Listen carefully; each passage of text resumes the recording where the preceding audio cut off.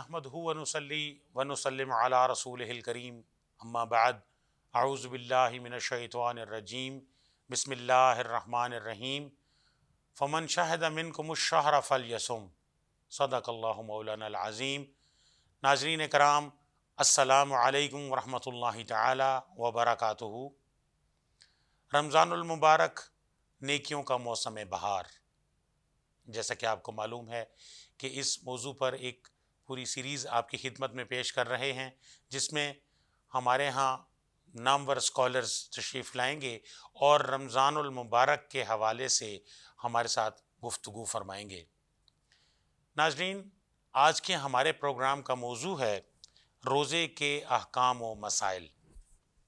इस अहम मौजू पर गुफ्तगू करने के लिए हमारे स्टूडियोज़ में मौजूद हैं मोहतरम जनाब प्रोफेसर डॉक्टर मोहम्मद माविया साहब। आप assistant professor Shobha Uloom Islamia, institute of southern Punjab, Multan हैं।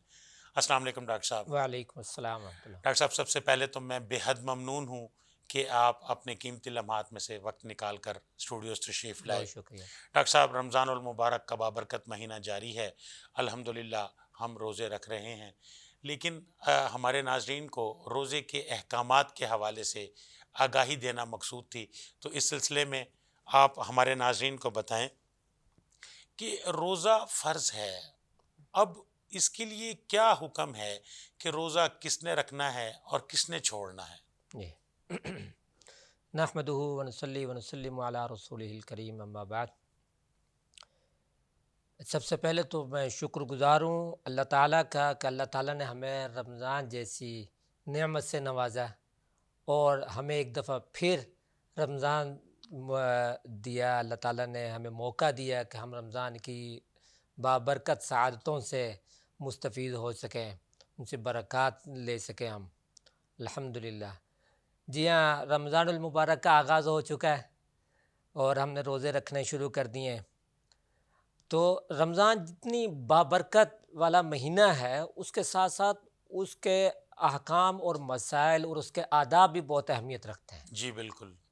वो भी हमें बहुत अहम समझ कर चलना है कि उसके अहकाम व मसाइल हमें मालूम हो, हम जानते हों और उसके मुताबिक अमल करें, और उसकी बरक़ात से भी फ़ायदा हम तभी ही उठा सकते हैं। रमज़ान मुबारक जब आता है तो ज़ाहिर है कि रोज़ा वो है। रोज़े के हवाले से आपका जो अहम तरीन सवाल है कि रोज़ा किन लोगों ने रखना है, किन लोगों ने छोड़ना है। चूँकि हमारे अहकाम व मसाइल पर जो अब गुफ्तगू है, इसका सिलसिला जारी रहेगा इंशाअल्लाह ताला, और उसमें से ये हम इब्तदाई यहाँ से कर रहे हैं जी कि किन लोगों ने रोज़ा रखना है। मुसलमान पर रोज़ा फ़र्ज़ है, हम जी सब जानते हैं। तो इसमें जो तफसीर है वो ये है कि मुसलमान आकिल, बालिग़, मुकीम, तंदुरुस्त पर रोज़ा फ़र्ज़ है। जी बिल्कुल। यानी रोज़ा हर उस शख्स ने रखना है जो आकिल हो, बालिग़ हो, मुसलमान हो, मुकीम हो और वो तंदुरुस्त हो, तो उन्होंने रोज़ा रखना है। हम जब ये बात कर रहे हैं तो ये बात तो है कि मुसलमान आकिल बालिग़ समझ आ गई। जी, तंदुरुस्त में हम थोड़ी सी तफसील पे बात जिसके अंदर करेंगे। कैपेबिलिटी है रोज़ा रखने की, वो रोज़ा रोज़ा रख सकता है, हाँ, तंदुरुस्त है। ये तंदुरुस्त के हवाले से बात करना है, और इसी तरह ख़वातीन के कुछ मसाइल हैं, उनसे बात करना है। तंदुरुस्त के हवाले से ये है कि आदमी को कोई मर्ज़ हो, जी और मर्ज़ भी इस तरह का हो कि अगर वो या तो उसको होश ही नहीं है, यानी कि वो होश वाली हालत में नहीं है, तो उस पर रोज़ा नहीं है। और फिर वो अगर ठीक हो जाता है तो उसकी क़ज़ा करेगा, और अगर वो ठीक नहीं होता तो वो उसकी तरफ से फ़िदिया देगा। जी ठीक है।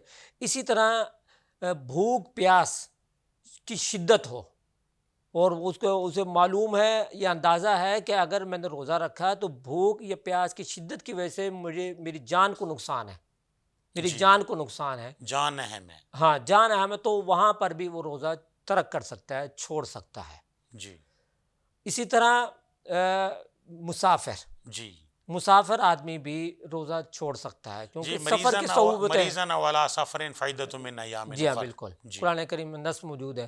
तो सफ़र की वजह से भी, और अगर जी मुश्किल है तो वो रोज़ा छोड़ सकता है। इसी तरह कोई शख्स इंतहाई कमज़ोर है, लाग़िर है, कमज़ोर है, लाग़िर है या बूढ़ा है, जी اور اس کے پہ استطاعت نہیں ہے اتنی سکت دیر نہیں ہے، تک روزہ نہیں رکھ سکتا۔ بھوکا رہنے کی، یہ پیاسا رہنے کی، تو وہ بھی روزہ چھوڑ سکتا ہے۔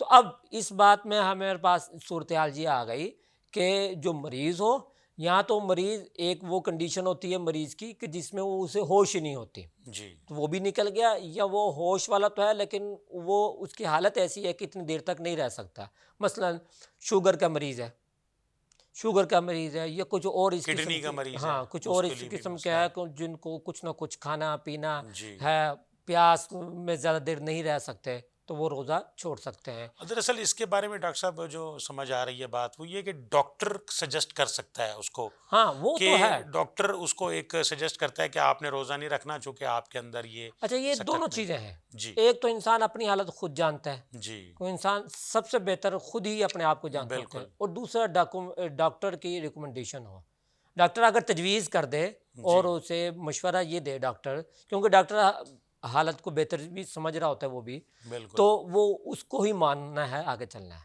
تو اچھا یہ اس میں ایک اور چیز بھی ہے ڈاکٹر صاحب، یعنی ایک تو اس کو خود کو بھی پتہ چل رہا ہے کہ میں روزہ نہیں رکھ سکتا، اور ڈاکٹر بھی اس کو منع کر رہا ہے بھائی تم نے روزہ نہیں رکھنا، لیکن وہ پھر بھی روزہ رکھ لیتے ہیں۔ بس وہ روزے سے محبت ہے، رمضان سے اس کی برکات کو حاصل کرنا چاہتے ہیں، اس لیے لوگ کرتے ہیں۔ لیکن اس میں اگر اس کی طبیعت اگر درمیان میں خراب ہوتی ہے، تو وہ بڑا نقصان ہے، اس سے بہتر یہ ہے کہ وہ نہ رکھیں، جی اگر ہوتی ہے تو وہ الگ مسئلہ، اس پر بھی ہم گفتگو کریں گے۔ جی اچھا، عورت اگر حیض و نفاس والی ہے تو اس نے بھی روزہ نہیں رکھنا، جی جتنے ایام اس کے یہ والے چل رہے ہیں، حیض والے اور نفاس والے، تو وہ روزہ نہیں رکھے گی، اور ان کی پھر وہ قضا کرے گی بعد میں، تو یہ عورت بھی روزہ نہیں رکھ سکتی۔